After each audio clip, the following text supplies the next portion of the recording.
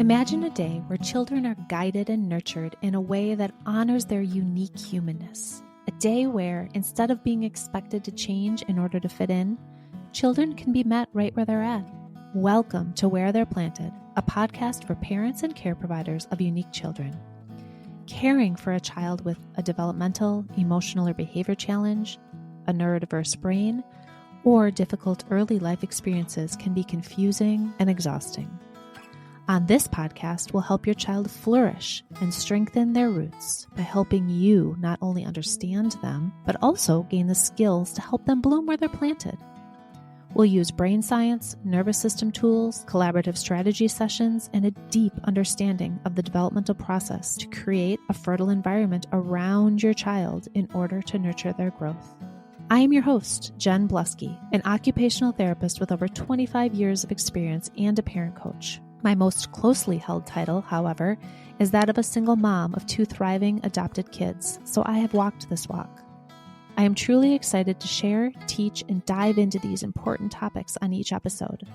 Welcome back to Where They're Planted. I'm Jen Bluske, your host. Today, I want to dig into something that doesn't get said out loud nearly enough. That you can deeply, fiercely love your child and still not like them very much sometimes. Not today, not this week, and maybe not this whole season. And if that landed in your chest with a little sting of recognition, you're exactly who this episode is for. Life gets busy, kids push buttons, they derail our plans, stress us out, pull us away from the things and the people that fill us back up. And somewhere in the middle of all of it, a quiet, uncomfortable feeling can creep in. One that most parents carry alone because it feels too shameful to say out loud. But here's what I know. You are not a bad parent for feeling this way. You are a human in a relationship with another human. One who is growing and changing, sometimes even by the day, and relationships are complicated, even the ones we love the most. So today we're going to sit with this honestly. We're going to talk about what's really happening developmentally when our kids feel like strangers to us. We're going to explore what it means when our children reflect back things that we need or parts of ourselves we've been ignoring. And we'll get into some real small practical ways to find your way back to connection, back to yourself, and back to liking the people you love. So this is not an episode of guilt. This is an episode of grace. So let's dig in. I want to start today by capturing this idea that sometimes in our gut, we find ourselves maybe moving away from our kids. We find ourselves sometimes being incredibly short, sometimes having a storyline of what should be or what can be or what needs to be with our kids.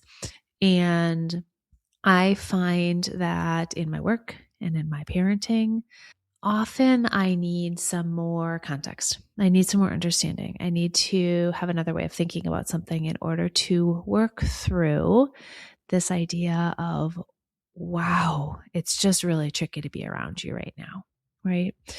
One of the things that I really consider in my own life for moments, I haven't always liked my kids, even though I love them fiercely and would do anything for them, or I'm working with parents who might be in a really big rut with their kids, is this remembering that every day when we wake up, we are being introduced to someone who is subtly shifted, right? When we're looking at children within development, our kids are changing a lot. They should be. They are changing fast, sometimes every few weeks. Sometimes it feels literally like every day. And so that idea that our kids are always changing, that something that worked yesterday doesn't work today, something that they liked last week is now the most horrible thing in the world, the thing that brought them joy that you could do to make them giggle now makes them scowl, can sometimes lead to this idea or this deep-seated feeling like, ugh, I don't really like you very much. And I find that when we are able to think about how development is cooking along for our kids, that we are able to sit in a beginner's mind a little bit more. So what is a beginner's mind? A beginner's mind is this idea that we are open and curious and learning, that there is this novelty and this newness and this idea that we're exploring something for the first time. And so for our children, as we move through some developmental phases, some development can sometimes look pretty rocky. And that beginner's mind of, I wonder what's coming online right now that's causing sort of that sassy attitude back to me. Or, wow, I can see that there's this big internal pull because suddenly my child really wants to fit in and belong in those teenage years.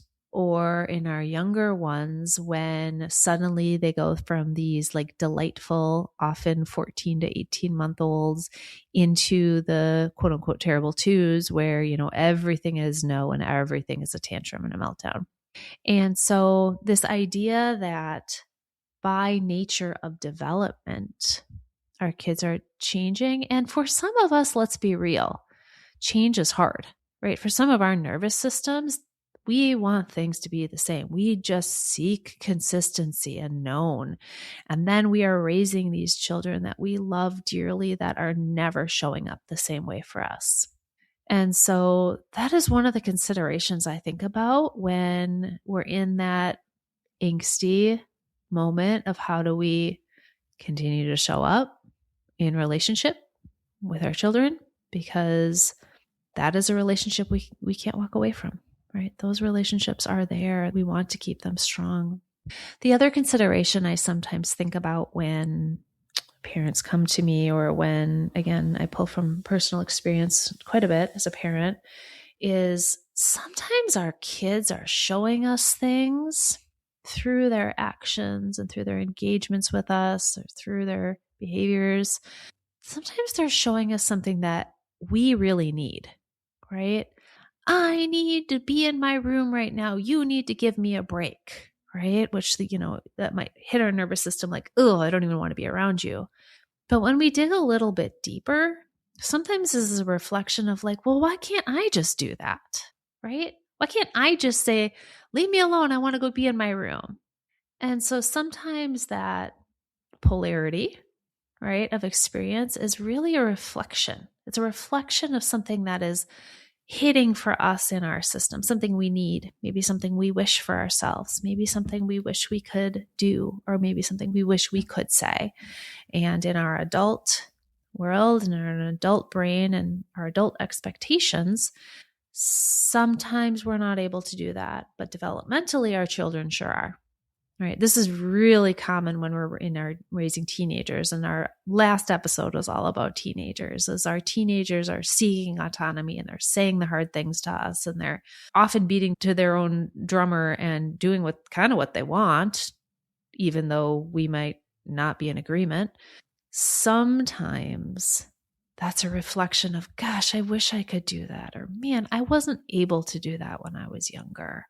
And so it's something to sit with as we try to make sense of things feeling hard, sometimes in relationship with the children, and that idea that, gosh, it's really tricky to be around you right now. Similarly, I find that in parenting, especially early in parenting, when our children really need us literally for them to stay alive, we can really lose ourselves in our kids. Right? We can really lose ourselves in their experience and their needs and their next steps and all of the things that come along with parenting. And we feel tapped out, right? We feel tapped out. We've lost who we are.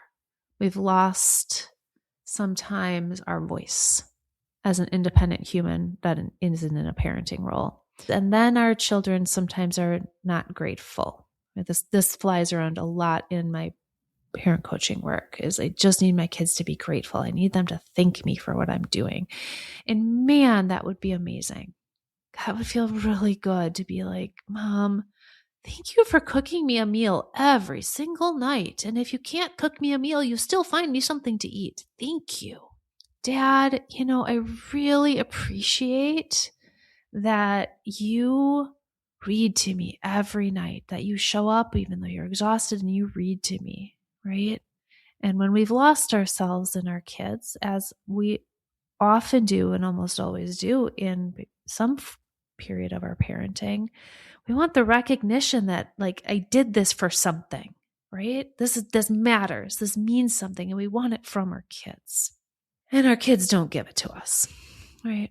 Our kids don't thank us for, setting the boundary or helping them get to bed on time or helping them eat vegetables or taking them to school on time, even though it's cold out. And I notice that sometimes this can get reflected back into I don't even want to be around you because you're not appreciating anything I'm doing here, which is true. That's valid. That's real. It's a part of parenting, right? It's a part of parenting that we're doing these things even though our children may not recognize what we're doing for years, if ever.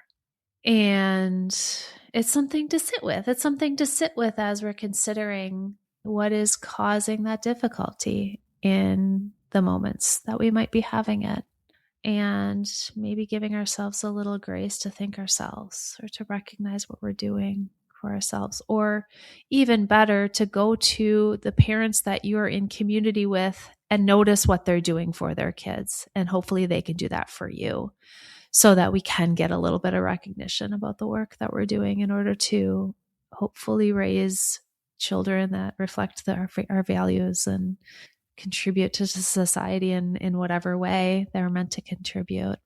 The other one that I think about frequently is when kids make different choices than we would, right? When our children make choices that maybe we don't agree with, make choices that create disruption, make choices that maybe goes against some beliefs that you have as a parent, and what that does for the relationship and our ability to joyfully connect in with our child versus it's really hard to like you right now.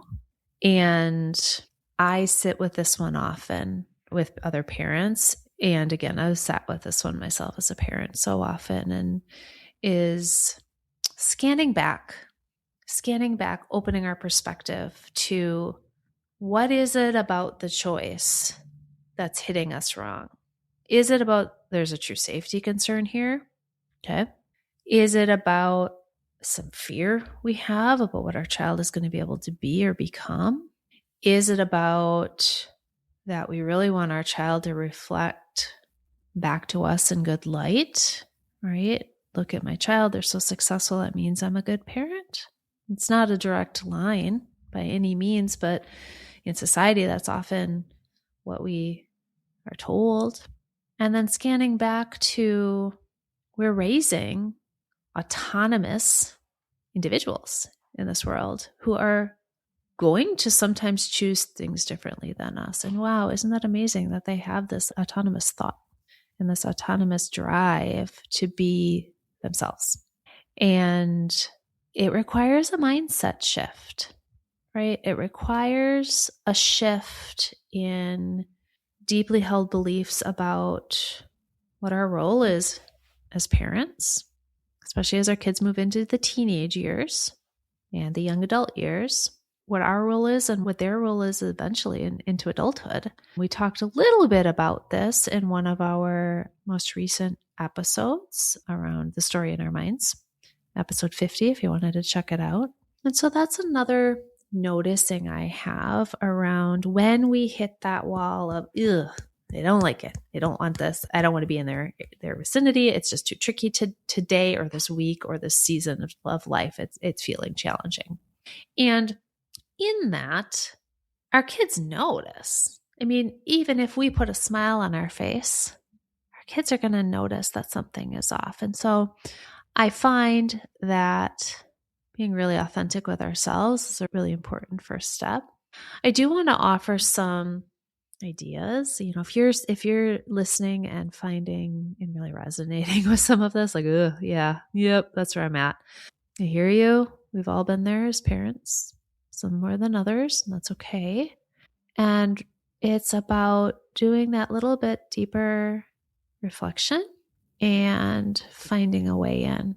As we've talked about so often on this podcast, it's about connection, right? It's about creating connection. So how do we do that? How do we do that even when it's tricky to show up and be around our kids some of the time? I really like to think about, for most of us, I would say for probably all of us on our parenting journey, there have been moments in time that are really joyful. Now, they might have been when your child was very, very young, right? It might have been when they were really little in your arms, that first looking each other in the eye. It might have been when they were sitting in the high chair, trying their first birthday cake or, banging the spoons for the first time. I encourage you to pull those memories to the forefront. I encourage you to pull some of those joyful moments from the past to the front of your mind. Let's remember the moments that there was some more easeful connection and joy with your child. And maybe even say them out loud. Gosh, remember when we went to the pond and threw rocks in? Remember those rocks when you were trying to learn how to skip the rocks and you got it for the first time? Remember when we used to lay in bed at night during bedtime and we used to make a blanket for it and I used to read to you? Remember how fun that was? Yeah, I was just thinking about that the other day, kiddo. Those moments of connection and joy kind of turn on our brains. It actually is going to release a bunch of happy love hormones in our bodies. It's also going to help the brain have a mindset shift. Oh yeah, that's right. We have had moments of joy together. I do really like my child. This developmental phase might feel really hard, but man, I have had joy with my child. I'm not having it right now, but I will again. I can again. It can happen.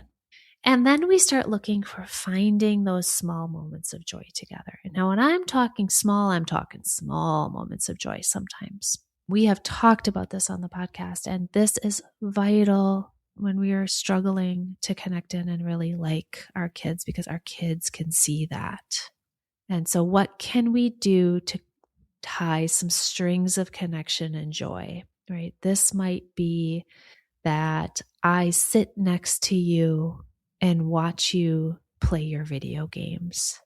This might be that we have an extra long bath time together if your child is younger, because that's the moment that I can pretty much predict is going to feel really good. If you have a neurodivergent child, it might be settling in with your comfy jammies or your comfy clothes and your hot cup of tea and asking about their current hyperfixation topic and letting them info dump so many of their important ideas and thoughts to you, and reveling in the joy of being able to share their special interest with you. It might be a simple check-in that you do with no agenda once a day. Hey kiddo, hope you had a good day at school today. It might be writing a note in the lunchbox.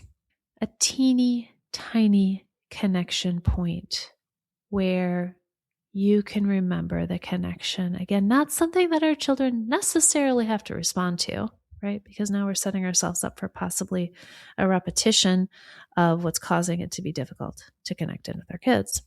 But something where we can get a little bit of joy. Another nugget around what happens when we're not really enjoying our kids is really circling back within ourselves and ensuring we're leading through our family values. I talked about family values on episode 25 and how important it is to know what our values are and then lead through them. And what I mean by leading through their family values is, if you have a family value of peacefulness, is to find moments of peacefulness for yourself during the day and hopefully do it in front of your child. Show how you're finding peacefulness. Show it. If you have a family value of exploration or curiosity, showing how you're learning something new, being excited about that, going outside and studying the plants, whatever that is for you. Circling back to those things that you hold strongly, not in a teaching way, but in a modeling way. right? So a little bit of this is coming back to ourselves. It's coming back to ourselves and filling our own tanks a little bit, modeling how we do that for ourselves. Finding small connection rituals. So rituals that we're going to kind of do the same touch bases every day, every week. Every Friday is pizza night, right? Every Sunday night, we're going to fold the clothes and put them away.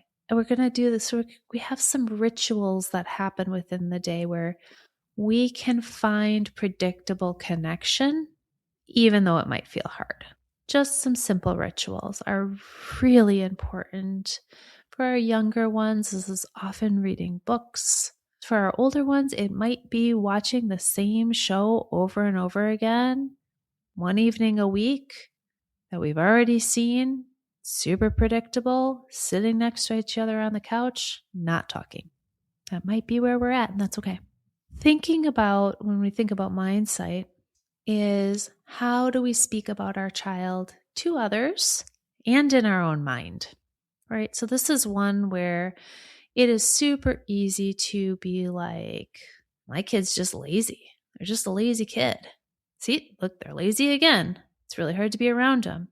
Can we shift that mindset? Can we shift that mindset to, man, my kiddo is really doing a good job of looking for ease right now. Man, when things seem tricky, they can find ease. Or, man, my kid's just a jerk sometimes, right? I don't know who here hasn't in their mind said something like that in their mind to themselves. And sometimes we have said it out loud on accident as well. What if we could say instead, like, man, my kid's really pushing back on authority right now. Whew, they're really pushing. They're looking for some power and control in this moment. Do you see that mindset shift? What that does for us is it allows us to open up some curiosity around the whys, which then opens up some opportunity to seek connection in the wondering, to do it different, to connect differently. It pulls off our protection a little bit when we can shift some of that internal language, especially the internal language about our kids.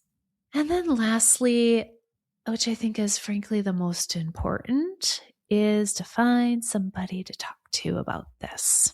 Like I've said a few times, our kids know when we don't really like them during certain periods of time. We certainly know when they don't like us.